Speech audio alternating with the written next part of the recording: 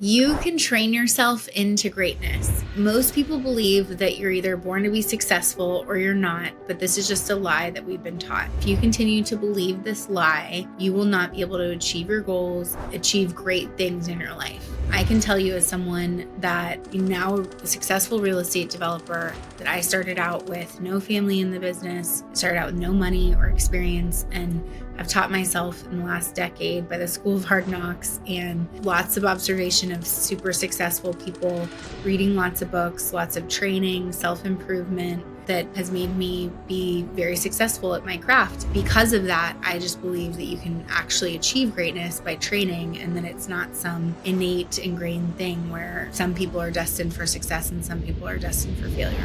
I have had the fortune in my life of coming across so many different walks of people that have achieved so many amazing things in business that started out in poverty or extreme adverse conditions, didn't have a college education, didn't have access to opportunities, and became very successful.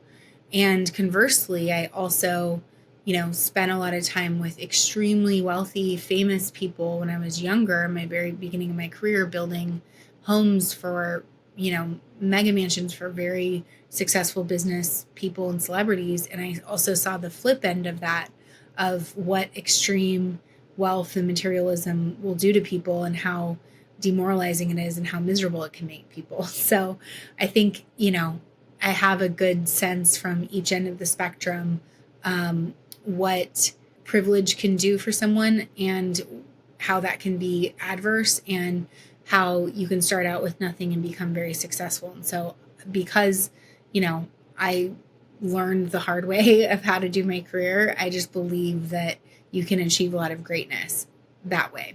So my advice in terms of achieving greatness would be, one, being larger than life. So I had this amazing subcontractor I work with on my first job, whose name was Baltazar. And he, I believe, was raised by gangs in Mexico. He had no parents, and he kind of grew up on the streets of Mexico. And he immigrated to Los Angeles and started working with a landscaping company. And he built masonry walls and then started his own little masonry wall business, and then took that and got into larger homes and building their foundations, picked up more scope, did more aspects of the home, more concrete work, until he was working on these huge mega mansions. And that's where I met him, where he was probably doing, $6 or $7 million just worth of concrete work on a project. And he had this big company and he had huge crews, and everybody loved him. He was so positive and infectious that he was very, very successful. And he never looked at life like he couldn't achieve absolute success, or told himself that he couldn't because of where he came from, or that he wasn't, didn't go to college or anything like that. He basically was just this larger than life personality that really gave me an awesome perspective and made me think, wow, if he can do that, then I can do, my own business. And I think you all probably have examples of that in your life. And those are the people that keep in mind and keep inspiring. Because, I think he even poured a lot of the highways in Los Angeles, and he patented a product for pouring concrete. I mean, he was just a brilliant guy that I was so happy to know, and taught me to be larger than life. Secondly, I would say get better at what you do by absorbing knowledge. And one thing you can look at is professional organizations in your industry that are either local or national, but that are proven to, have a good network of people that you can learn from and hold seminars and things. For me in real estate, I joined the Certified Commercial Investment Member Group. It's called CCIM, and I took a bunch of courses about real estate finance and investment. And that was sort of my foundation for learning what I do.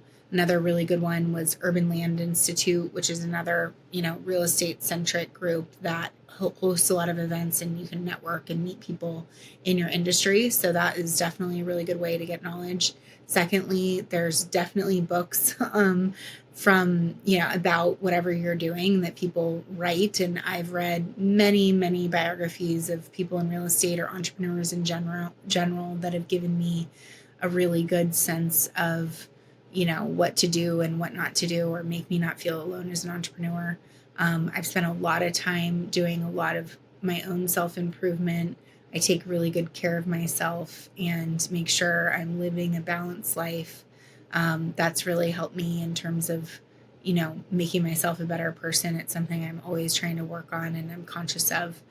And, I think it takes putting in the reps. One book I read was Relentless by Tim Grover, who is Michael Jordan's old trainer, and he studied greatness in all of these athletes. And one key thing is you have to put in the work and the reps. And even though Michael Jordan has an incredible innate ability, he worked very, very, very, very hard at it all the time. And he was relentless.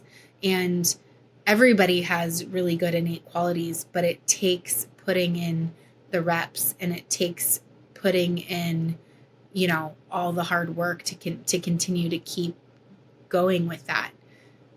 Secondly, you really have to lean into your strengths. So if you're really good at, organization and a finance mind like I am, then I've found amazing counterparts to be more creative and design oriented.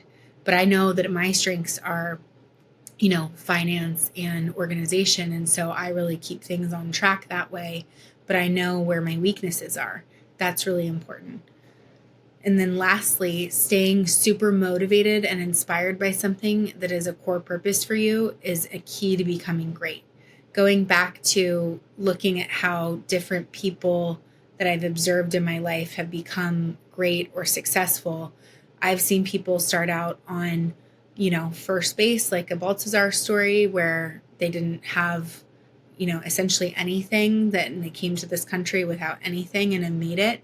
And I've seen people that are, the offspring of billionaires that have everything they could possibly want and weren't motivated by anything, and how actually having everything kind of ruined them because they never took an interest in something that was a greater purpose than themselves, or, buying.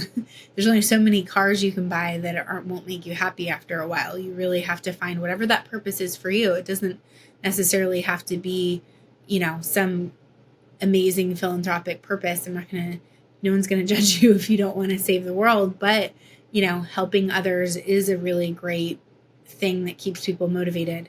Having children and raising children is another one that, is a lot of people's core purpose. Maybe you have a big core purpose with your church or your career. You're trying to achieve something and helping, people make other money, things like that, or helping people achieve cash flow and financial freedom in their life can be very motivating. A lot of people's core purpose does come down to doing something beyond themselves and doing something beyond having a nice home and a nice car, and, doing your own soul searching and figuring out what that is for you. What is your why, to make you sure that you're staying motivated and inspired to keep doing all the work to achieve that greatness and training yourself for success, because it is a lot of work and there's a lot of pitfalls, and you really need that kind of core purpose to keep yourself motivated. But I am here to tell you that it's definitely worth all the hard work, and that anybody can achieve greatness by training and doing the reps and doing all of these things. So I hope this was motivational for you. If you want to see how I got started and built a portfolio of over $300 million, watch this next video.